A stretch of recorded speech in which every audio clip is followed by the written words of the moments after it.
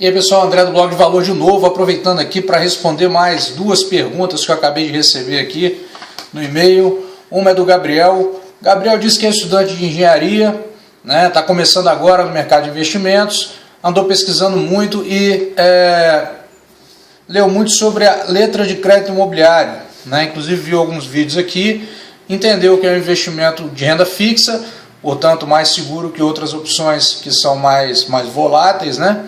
Tem o fundo garantidor, né? Ele mesmo já pesquisou aqui, já viu como é que funciona e gostaria de investir um determinado valor, em princípio por 6 meses, tá? Até para conhecer como é que é esse investimento aí, gostaria de algumas orientações e como negociar uma boa taxa. Bom, primeiramente, tem uma outra pergunta aqui também, que aí é muito similar, da Eliane. A Eliane disse que gostaria também de investir em LCI, mas tem algumas dúvidas, né? Encontrou os vídeos nossos aí na internet. O que ela deve fazer? Bom, então são perguntas similares, eu agrupei aqui para fazer no mesmo vídeo. Primeiramente, Gabriel e Eliane, o que vocês têm que pensar é o seguinte. De cara, o que eu tenho que dizer para vocês é que o processo de escolha já está errado. Vocês começaram errado, mais um erro que todo mundo comete. Primeiro, que não é o investimento que você tem que descobrir. Primeiro que você tem que ter em mente qual é o seu objetivo. Qual é o seu objetivo? Certo? Então vamos tentar entender aqui.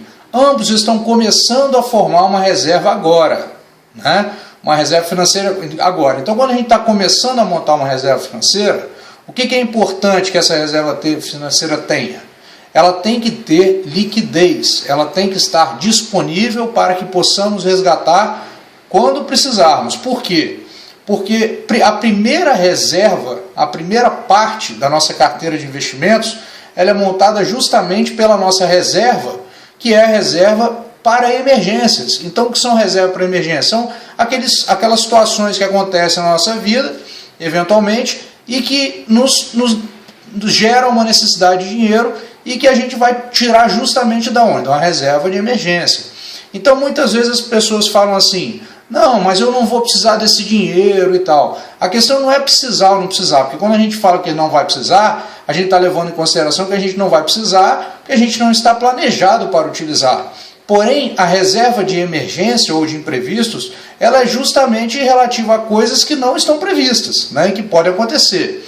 Então, nesse primeiro momento, o que vocês têm que fazer? Montar a reserva de emergência de vocês. A reserva de emergência pode ser, por exemplo, até 6 vezes o valor da sua renda mensal, seria um parâmetro.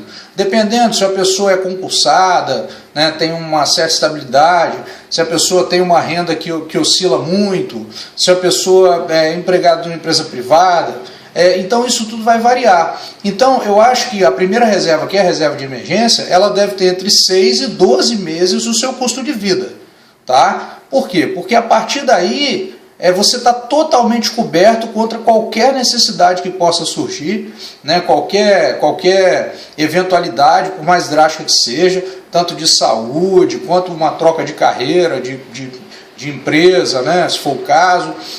Então você tem que primeiro montar essa reserva de emergência, é o primeiro passo. E a reserva de emergência tem que ser líquida, tem que estar disponível. Quem vai te atender nisso? Fundos de renda fixa com liquidez imediata, fundos DI, se for para o Tesouro, a LFT que vai te atender. Então são esses tipos de CDBs com liquidez imediata e algumas LCIs também com liquidez. Tá? Isso também você pode buscar que tem, e LCA também, alguns bancos têm essas modalidades com liquidez. Porém, quando você precisa de uma LCI, de um CDB, de um LCA com liquidez, o que vai acontecer com a taxa que o banco vai te pagar? Vai diminuir. Tá? Então, você para melhorar taxa de CDB, de LCI e LCA, você precisa travar tempo, ou seja, tornar aquela aplicação menos líquida, né, para que o banco trabalhe mais com esse dinheiro, e precisa aumentar o montante para poder conseguir boas taxas. Sem isso, não vai melhorar aqui, não tem jeito. Então, a necessidade clara aqui de vocês dois é começar a montar a carteira. Começar a montar a carteira é com a parte líquida, com a parte disponível, com a parte de emergência. E o objetivo daqui é continuar acumulando recursos mensalmente, para que essa reserva vá crescendo, crescendo, crescendo, crescendo, e aí depois você começa a montar uma reserva de médio prazo, que é uma reserva onde você vai buscar o melhor da LCI, o melhor da LCA, o melhor do CDB, o melhor da letra de câmbio, o melhor do tesouro, que seriam as LTNs, dependendo do momento, se as taxas pré-fixadas estiverem boas. E aí, num segundo momento, você já vai ter um montante maior, que vai te permitir travar um pedaço desse dinheiro para ganhar uma taxa melhor com relação aos bancos. Então você vai ter um montante maior e poder travar, porque a sua reserva de emergência já vai estar montada aqui.